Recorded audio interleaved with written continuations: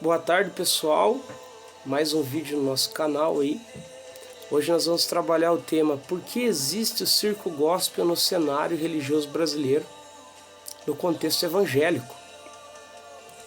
Porque a gente não vai tacar pedra no telhado da casa dos outros. Vamos olhar para a nossa realidade. Você que não é inscrito no nosso canal, se inscreve no canal, deixa seu like. E aqui a gente vai falar sobre Bíblia, teologia, história, sociologia, educação. Então, vamos começar aqui por algumas estatísticas ou dados que são encontrados aí de forma que está disponível e pública. Até o ano de 2017, havia um censo de que no Brasil 7% da população, ou 11,5 milhões de pessoas, eram analfabetas. Em 2022, o IBGE relatou que o percentual de cidadãos que não sabem ler e escrever diminuiu bastante. No Brasil, atualmente, apenas 21% dos adultos até 34 anos possuem cursos de nível superior. E no país, a proporção de pessoas com doutorado é 0,2%. Pessoas que possuem cursos de mestrado entre 25 a 64 anos de idade no Brasil é apenas 0,8% da população. O brasileiro costuma ler entre 4 a 5 livros por ano. Já em contraponto, um canadense ele lê 12 livros por ano. Uma pesquisa também nos diz que até o ano de 2020, foi constatado que 31% da população brasileira se dizia e se declarava evangélica. Chegando então até o ano de 2019, haviam 109,5 mil templos religiosos evangélicos no Brasil. Aí eu estava analisando, encontrei uma irmã em Cristo, a dona Adelina Souza dos Santos. Ela é residente em Niterói, no Rio de Janeiro. E essa senhora de 92 anos já leu a Bíblia inteira, de Gênesis a Apocalipse, 212 vezes.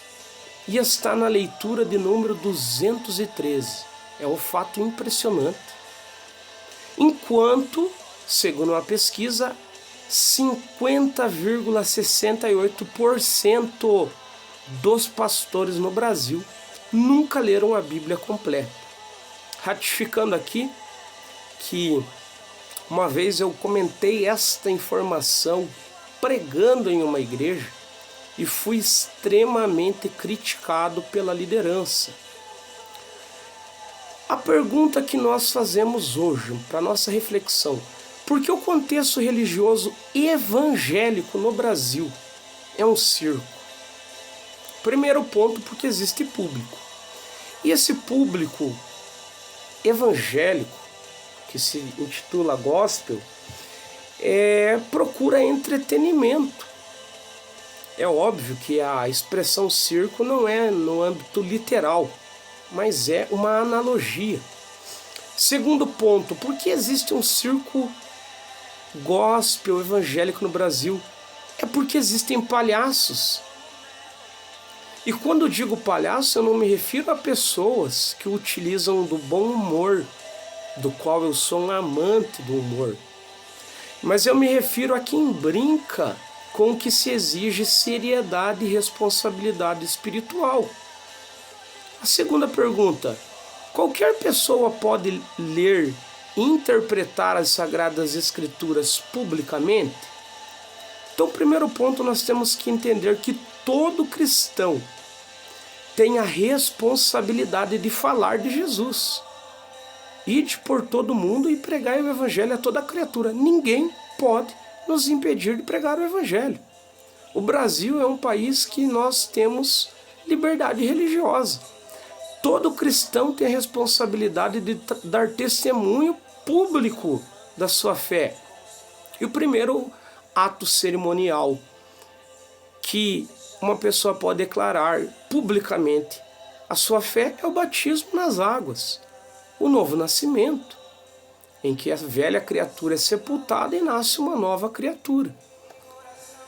Segundo ponto, a reforma protestante na Europa, que aconteceu um grande fato no dia 31 de outubro de 1517, quando Martinho Lutero pregou na porta da Catedral de Wittenberg as 95 teses.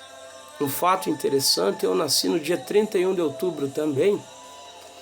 Isso contribuiu para a transformação da sociedade alemã, porque ali ele convocou pessoas da liderança da igreja para um debate sobre 95 pontos que, segundo ele, estavam em desacordo com as escrituras. Martinho Lutero era um doutor em teologia, estava lendo a Carta aos Romanos em grego, e quando ele descobriu que a salvação era pela fé em Paulo, não me refiro à salvação em Cristo, mas segundo a doutrina paulina, ele então contribuiu, traduzindo a Bíblia e colocando a Bíblia na língua alemã. E as pessoas, grande parte da população que era analfabeta, começaram a ser alfabetizadas. Então, a religião cristã em si contribuiu para a educação e para a transformação da sociedade alemã. Então, Martinho Lutero era um doutor. A Bíblia diz que Deus deu mestres e doutores. Então, o ministério de um doutor, de um mestre, ele é tão relevante como o ministério de um evangelista, como foram John Wesley, George Whitefield, que evangelizaram a Inglaterra. É tão relevante quanto o ministério de um Billy Graham, que evangelizou a América, ou de um Reinhard Bonk, que evangelizou a África, é um dos mais atuais, ou como o ministério de um pastor. Deus deu pastores, mestres, apóstolos, doutores, evangelistas, conforme a sua vontade, o Espírito Santo concedeu dons à igreja. Então, a reforma é fruto de reflexão acadêmica, leitura, pesquisa. Agora nós lemos aqui, um dos males da reforma protestante é que algumas comunidades cristãs permitem que pessoas não capacitadas leiam e interpretem as Sagradas Escrituras publicamente, o que gera muito erro doutrinário e heresias. Heresias que são condenadas como pecado, assim como outros pecados, como a cobiça, como a inveja, a heresia, que é um ensino doutrinário equivocado aí, que pegue pontos centrais aí da fé cristã.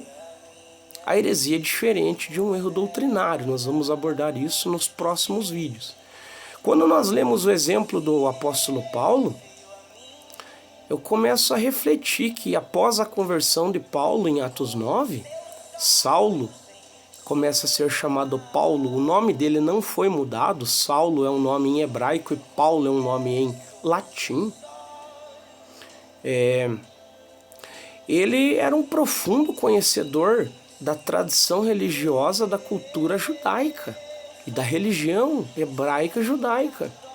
Mas após a sua conversão, ele foi até Jerusalém, voltou para Damasco, foi 3 anos no deserto da Arábia com Jesus. E a partir dali ele fez uma releitura de todas as Sagradas Escrituras com uma perspectiva cristológica. Paulo foi extremamente capacitado intelectualmente, espiritualmente falando. Por que muitas pessoas desprezam a capacitação bíblico e teológica na igreja e muitos líderes não têm interesse em preparar o ministério, seus obreiros, os seus liderados na igreja? Isso nos mostra irresponsabilidade para com a obra do ministério. Então ali Paulo saiu pregando o evangelho a judeus, a gregos e a todos os demais gentios de sua época, do mundo da sua época, para várias culturas, povos, línguas e nações, porque ele era um grande erudito. E ele exerceu o ministério apostólico, o ministério de profeta e o ministério de um mestre. Ele exerceu 3 dons ministeriais daqueles que estão escritos em Efésios capítulo 4, versículos 10, 11, 12 a seguir. Então, por que no Brasil existe um circo gospel? Porque existe público. Existem palhaços. A realidade religiosa brasileira deve ser analisada, refletida. Nós devemos pensar e refletir e devemos sim cobrar da liderança evangélica brasileira, dos pastores, a capacitação bíblico-teológica, moral e espiritual, comprometimento. A dona Adelina, ela leu a Bíblia 212 vezes. Isso me inspira a, como um leitor da Bíblia, me capacitar a cada dia para compartilhar com meus pares, meus próximos, a palavra de Deus. Então que isso sirva de exemplo para nós. Deus abençoe a todos e segue a gente no canal e deixa seu like lá, comenta aí, deixa seu comentário, a sua pergunta, que a gente vai interagir com vocês. Um grande abraço.